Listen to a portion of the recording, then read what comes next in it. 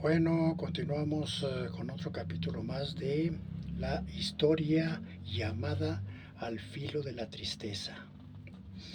Es una historia que habla no solamente al entendimiento, sino también con esa voz callada que se escucha con el corazón.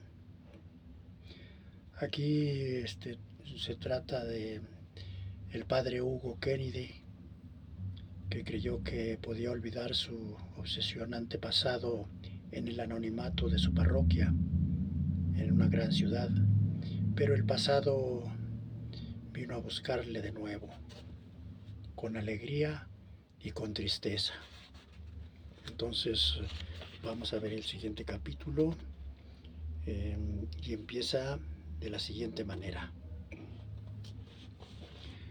Guardó silencio unos instantes y permaneció con la vista clavada en el suelo.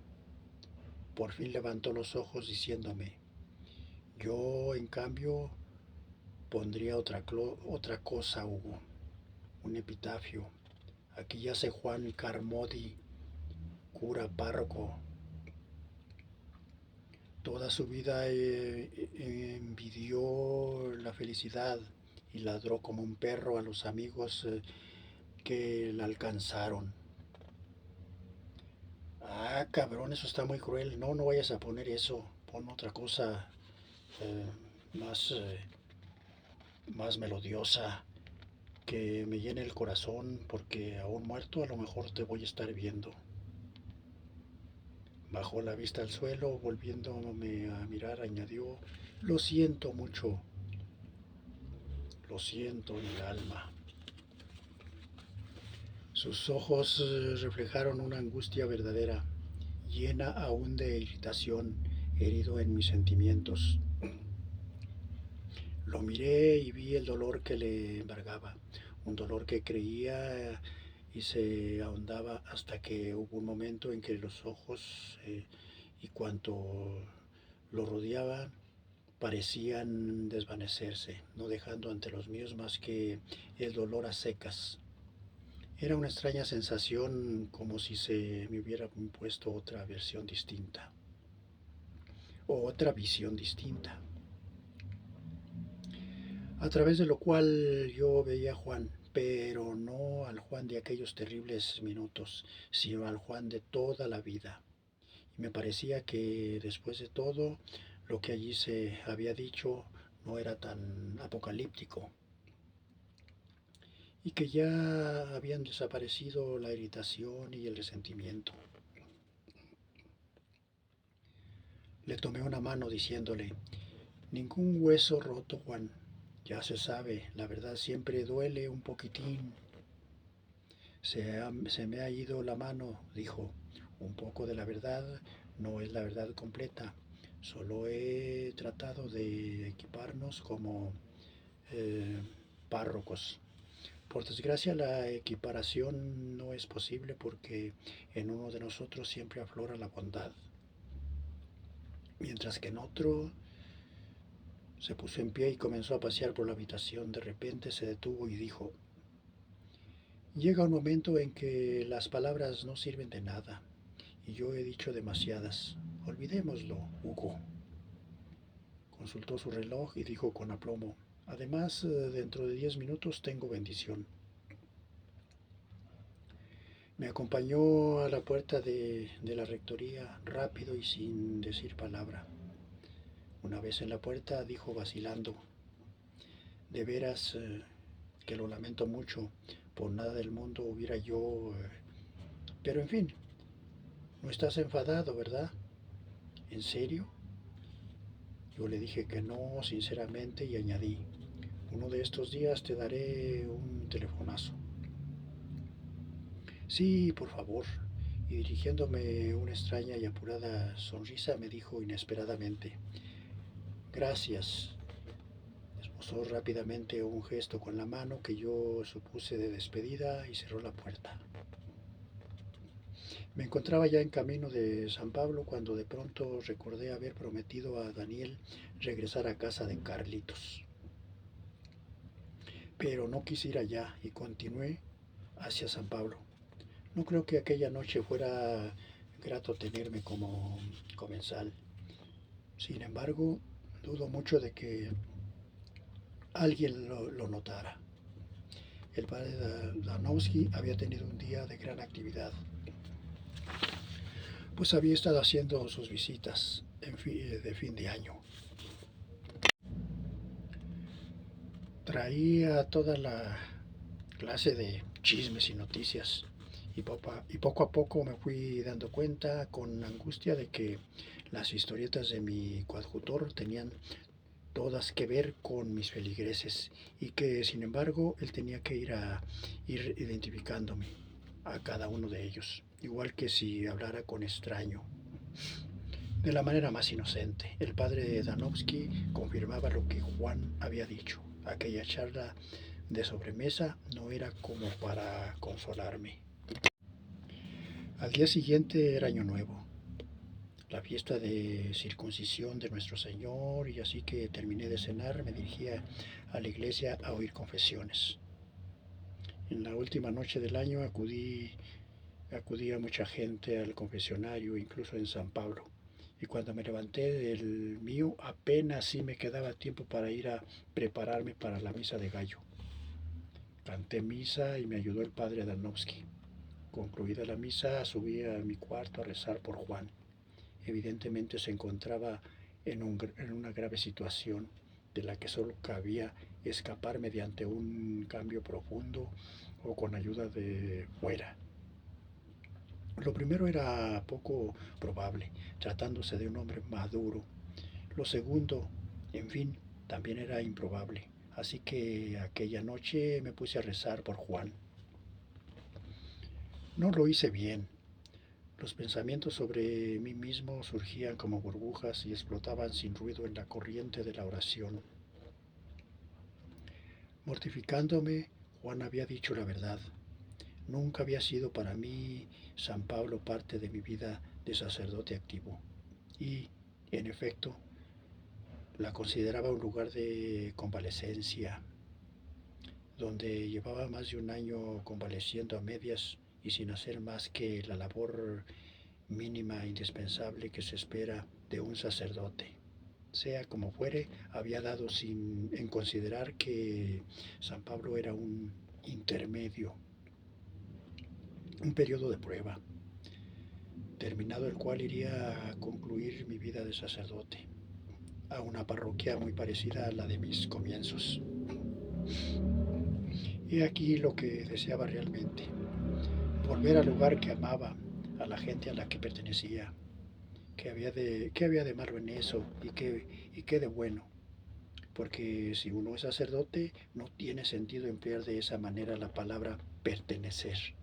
Es como si al consagrarse formalmente a Dios le pusiera a uno condiciones.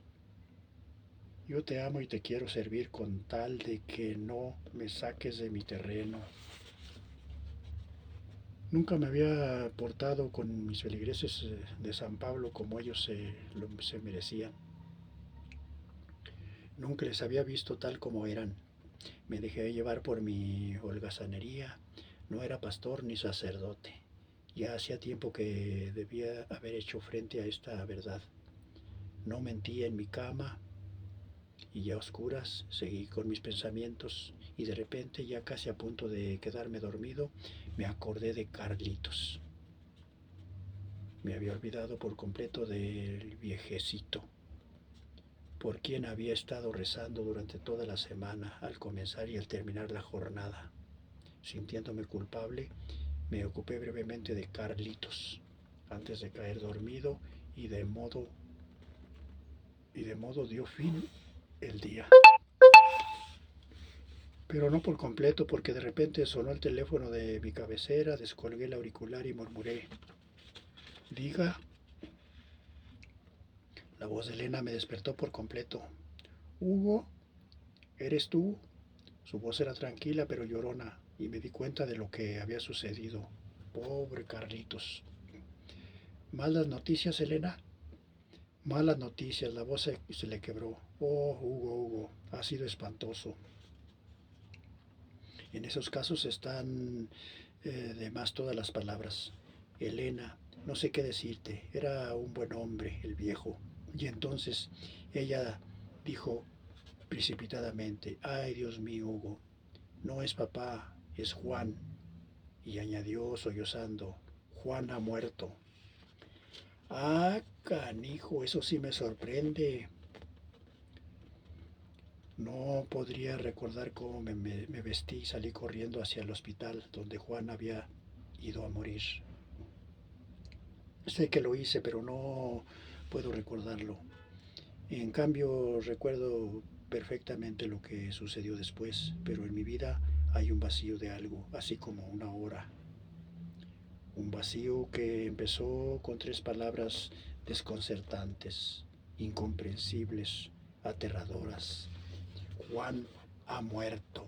Ah, canijo, Dios lo tenga a fuego lento. Bueno, que lo tenga en su santa gloria. Fue Paco el que me explicó lo sucedido cuando llegué al hospital. Úlcera de duodeno, una hemorragia. Estoy tratando ahora de localizar el médico que lo atendía en Difford. Es el único que tendrá su historia médica. En circunstancias normales pudiera habérmelo calculado por algo que hubiera dicho o hecho. Pero él nunca soltaba prenda, ni siquiera a Elena le decía nada. Me figuro que tú tampoco estarás enterado. No, ni mucho menos.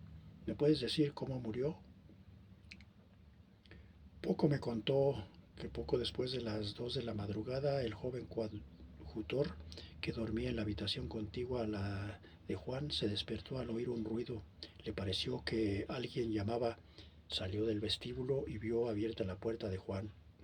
Miró dentro y vio que Juan estaba en el suelo en pijama.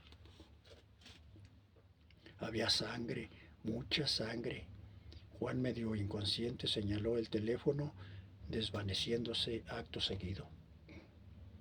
El coadjutor llamó al hospital, mandaron una ambulancia y lo transportaron en un santiamén. Ya era demasiado tarde, pues había perdido gran cantidad de sangre. Lo probable es que hubiera estado perdiendo sangre durante casi todo el día de ayer. Tú lo viste. No, Hugo. Parecía más cansado de lo normal, como si lo hubieran exprimido. Sí, en efecto. ¿No ves? Con seguridad estuvo sangrando todo el día, poco a poco, y para remate, esta hemorragia. Paco meneó la cabeza y debía haberse dado cuenta y saber de qué se trataba. Debía haberse metido en cama y hecho venir un médico. En vez de eso estaría probablemente todo el día trabajando, corriendo de un lado para otro y agitándose. Era demasiado para mí y dije, ¿dónde está Elena? La hice ir a casa en cuanto te telefoneó. Este sitio no era el más adecuado para ella. Yo no sé cómo va a sobrellevar el golpe para ella. Eh, la muerte de Juan es como si el sol se hubiera puesto para siempre. Acto seguido bajé con Paco y una habitación helada y sombría. Y allí estaba Juan, mi viejo amigo. Me arrodillé junto a su cadáver y luego levantándome contemplé unos instantes aquel rostro ya tranquilo en el que sorprendentemente se traslucía el muchacho que yo había conocido y con el que jugaba a diario hacía ya muchos años. Por último, rocé su frente con la punta de mis dedos y me alejé de allí. 2 días después se reunieron en la rectoría de San Ramón los curas de la diócesis. Cantamos el oficio de difuntos y llevamos el cuerpo de Juan a la iglesia. El entierro tuvo lugar a la mañana siguiente. El cementerio estaba cubierto de nieve y hubo que apartarla para dejar sitio a la fosa. A un lado de esta quedó un gran montón de nieve revuelta con tierra removida. Se bendijo la tumba, se bajó el ataúd, se le roció con agua bendita y se rezó el responso final.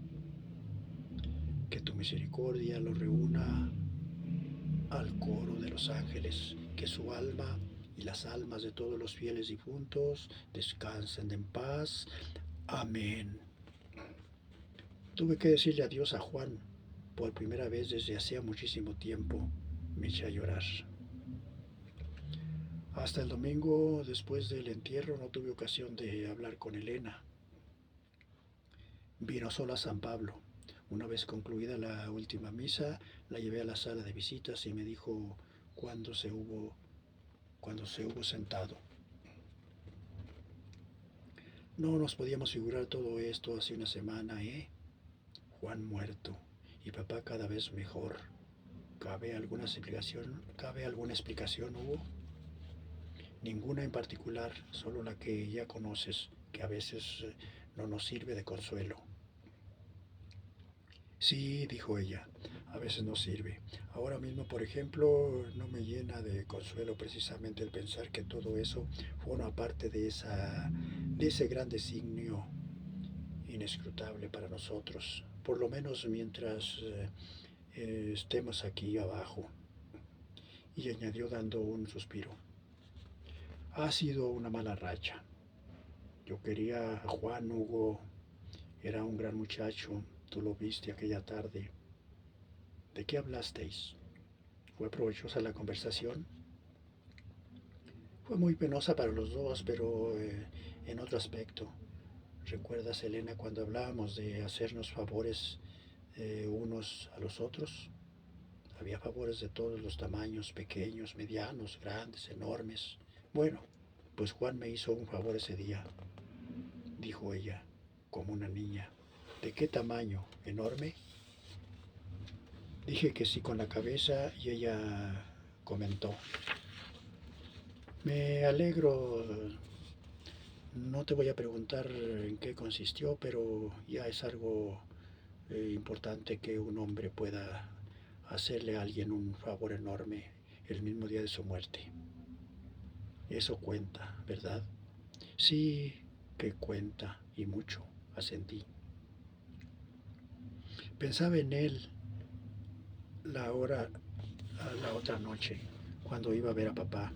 Dijo, nunca se llevaron bien, ya sabes. Al principio toda la culpa era de papá, pero poco después cuando papá trató, y vaya que sí trató, pero a su modo, un par de veces, de hacer las paces.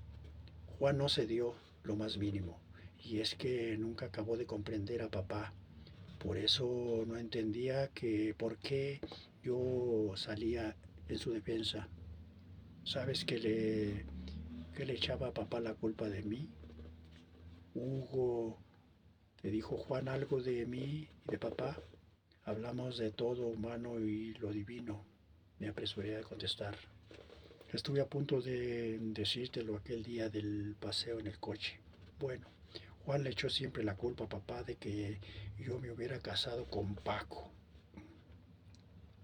Él tenía a Paco por un aburrido y un pedante, y opinaba que yo me había casado con él con tal de marcharme de casa. Traté de decirle que la cosa no era tan simple como suponía, pero no me acompañó la suerte. Y además vivir con papá no era cosa fácil, ni mucho menos. Pero había otros factores. Tú sabes que Paco no tenía nada de feo. Mis amigas lo consideraban un buen partido. Ya no estaba loca. Yo no estaba loca por él, pero me gustaba mucho. Lo suficiente como para casarme con él. Y no creo que me deba quejar demasiado. En fin, una tiene sus momentos de descontento y de infelicidad, como todo el mundo, pero yo no puedo quejarme de la vida, Hugo. Yo soy una víctima, nunca he pensado que lo fueras. En cambio, Juan siempre lo pensó, y cada vez que yo le decía que no era así, que papá no era un monstruo, bueno, cerraba los ojos como si le dolieran y se ponía a hacer como si viera duendes bailar ante sus narices. Volvió a suspirar y dijo, pobrecillo Juan, no sentía afecto por mucha gente, pero lo sentía por ti y por mí. En cuanto a mí, alimentaba sueños dorados, imposibles, como si todavía fuéramos niños, que jugáramos a dónde está la llave, a dónde está la llave, ¿cómo ves? Y todo esto no era muy realista, tratándose de una chica que estaba a punto de casarse. Ni siquiera sospechaba que las magníficas posibilidades que él veía acaso no existieran, más que en su imaginación. Yo recuerdo muy bien cómo eras entonces, Elena, y no creo que tus posibilidades fueran limitadas en absoluto. ¿Que no, Hugo? Y me miró de un modo muy extraño. Eres muy galante, pero te equivocas. Había limitaciones, cosas que escapaban a mi voluntad, aunque más adelante a veces me solía preguntar si, por ejemplo, Hugo, ¿te pasó alguna vez por la imaginación casarte conmigo? Creo que me sonrojé como un colegial. Sentía la nuez y los nudillos desollados. No sé, sentía una timidez y un apuro que no sentía desde hacía qué sé yo, el tiempo. Ella debió notarlo, porque me dijo esbozando una sonrisa triste. Vamos, Hugo, hace ya mucho tiempo. ¿Fue así? Asentí con la cabeza. Así fue, con frecuencia. Era un pensamiento muy halagüeño. ¿En serio? Me alegro. Y a propósito, ¿qué hiciste de él? No pude decir nada, abrí las manos torpemente sin saber qué hacer, como diciendo que yo era como era y que lo que había pasado, pasado estaba. Volvió ella a dirigirme la misma sonrisa diciéndome, se interpuso otro pensamiento más halagüeño aún. ¿No fue así? Un pensamiento diferente, no creo que tuviera muchas cosas para elegir. La que escogí me pareció adecuada, para mí por lo menos. Y no te ha pesado? Dijo. Nunca, no, nunca, dije con sinceridad. No era mi fuerte aquel tipo de conversación, me sentía desmañado, descortés incluso. Y dije, un hombre galante no diría eso ciertamente. Oh, dije, dijo ella, hay cosas superiores a la galantería. Se incorporó para decirme, estamos hablando de papá y de nosotros, pero me parece que todo esto tiene que ver con Juan. Lo voy a echar de menos, Hugo, muchísimo. Y tú también, lo sé. Reza por él de vez en cuando. Le prometí que lo haría y se marchó. Había sido una visita extraña. Me alegra de que hubiera sucedido y a la vez me pesaba me pesaba en cierto modo porque tenía algo de concluyente. Tenía la sensación de que otra parte de mi vida, al definirse mejor, tocaba a su fin y por lo menos se hacía irrecuperable. Bueno, esta es otra parte de la historia al filo de la tristeza. No se duerman, tómense su cafecito, sigan lo que están haciendo, solamente escuchen, esto no les quita el tiempo y denme un me gusta y visiten mi canal en YouTube.